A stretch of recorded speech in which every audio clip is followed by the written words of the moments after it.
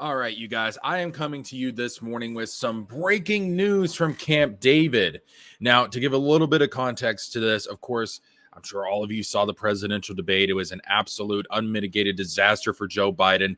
Everything that Democratic activists have been saying, that Democratic voters have been saying, and of course, what Republican voters have been saying about Joe Biden being in mental decline, having some kind of age-related cognitive disorder, whether it be dementia or Alzheimer's or Parkinson's or whatever it is, whatever the hell it is, it's true. And the debate proved it. The Democratic Party has been trying to hide Joe. They've been trying to say, oh, behind the scenes, he's sharp as a tack and everything. And it's like, no, you guys have been lying for the last year, really the last year and a half, about Joe Biden's mental stability, Joe Biden's mental cognitive ability. You guys have been lying. You've been lying to your voters. The Democratic Party has been lying to its voters the entire time. And it was shocking. It was jaw-dropping. The media was shocked. The voters were shocked. The donors were shocked. The donors especially were shocked. And that's probably the key factor here as to the discussions that have been going on since the debate. And that is whether or not Joe Biden should step aside, whether he should cease his efforts to obtain the Democratic nomination, which he doesn't have officially yet. He's not been nominated yet. And so there's time for him to step aside and for somebody else to replace him. We talked about potential replacements for Joe Biden on last night's stream, so go and check that out. But over the weekend, the president was at Camp David to discuss the campaign with his family. And we have some breaking news coming from the Camp David meeting. And if you're hoping that Biden's going to drop out, if you're hoping that Biden's going to step aside, it's not looking good, folks. It's not looking good. This is coming to us from Politico. Biden's family privately criticizes top advisors and pushes for their ouster at Camp David meeting. So now we have the family blaming the campaign. And to be fair, they're right. The campaign, the people in charge of the campaign messed up royally. How could you let him go on stage like that? And remember, it was the Biden campaign that wanted this debate as early as it was, in order to prove that the president was mentally functional, that age was not affecting his ability to do the job. And it proved the exact opposite. It was an absolute disaster. So yes, anybody in their right mind would say, yes, the people in charge of the Biden campaign should be fired. That being said, at the same time, the candidate is proven to not be mentally functional. His age is clearly affecting his cognitive abilities. It's not good, folks. It's really not good. And he should step aside. For the sake of the Democratic Party, he should step aside. If you're a Democrat, you should be demanding that he step aside and somebody replaces him as the nominee. Who that is, again, check out the live stream from last night. We talked about it last night, about who could be a potential replacement. 5 people who could potentially replace Joe Biden. Now, according to reports coming from Camp David, obviously, I've speculated last night, and I believe this is true, and a lot of other people have speculated, that Jill Biden is really the one pushing Joe to stay into the race, that she was the one that encouraged him to run for re-election, that she's really the person behind the throne, as it were. And to me, I think it's elder abuse. I think it's disgusting what she's doing to her husband. This man is clearly not capable of running a presidential election, running a presidential campaign, rather, let alone serving as president for another term, which is why I said last night, if Joe Biden stays in the race and you vote for Joe Biden in November, just be aware you are voting for President Kamala Harris, because he is not going to make it the next 4 years. That's obvious. There's questions he's going to make in the next 6 months, let alone the next 4 years. So if you vote for Joe Biden, you are voting for Kamala Harris, because at some point Joe's going to kick the bucket. And if he does so in office, which is very likely, she's going to become the next president. So that's really what this election is about. But I think it's elder abuse. I think that Jill keeping him in here, Jill pushing him to run, is elder abuse. And she doesn't care about the man. She's not married to the man. She's married to the power. She loves the power. All of these politicians, Republican, Democrat establishments, they both love the power. That's why the Democrats had to keep Bernie out.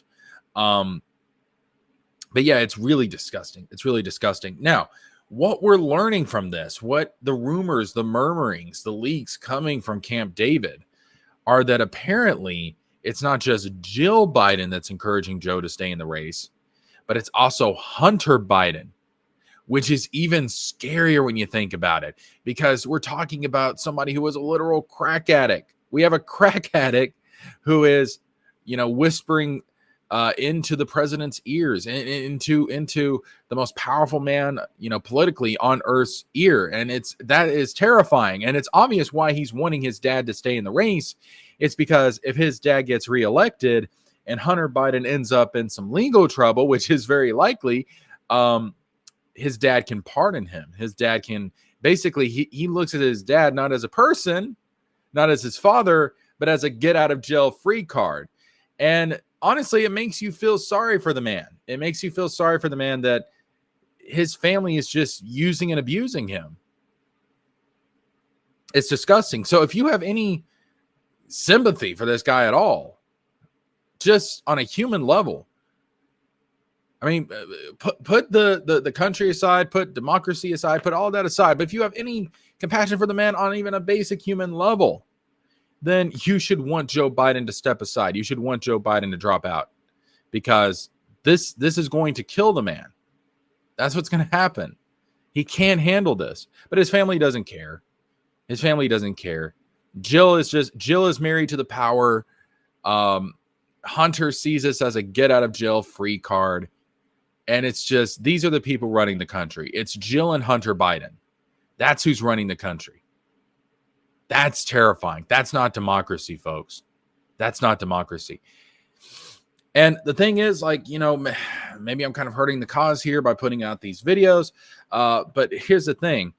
Apparently, it is being said that, the more that people encourage Joe to step aside, the more that people pressure Joe into stepping aside, the more likely he is to dig his heels in, which is absolutely egotistical. It's absolutely egotistical. It's like, dude, this isn't about you. This isn't about your family. This is about the country. You're the president of the United States. Do the right thing and step aside. I mean, even if you support Trump, you should still want Biden to step aside, because there's a risk that Biden could win again. At this point, I don't think it's very likely, given the debate that we saw. I think that turned off a lot of voters. But if he does win, do we really want this guy who's not all there, who's, not cognitively functional? Do we really want him in the most powerful political position in the country? The answer is no. The answer is absolutely God, no. This is a horrifying situation. It's really scary. And this family does not have the right to dictate the future of the country in the way that they are. It's really scary. I mean, it's absolutely terrifying.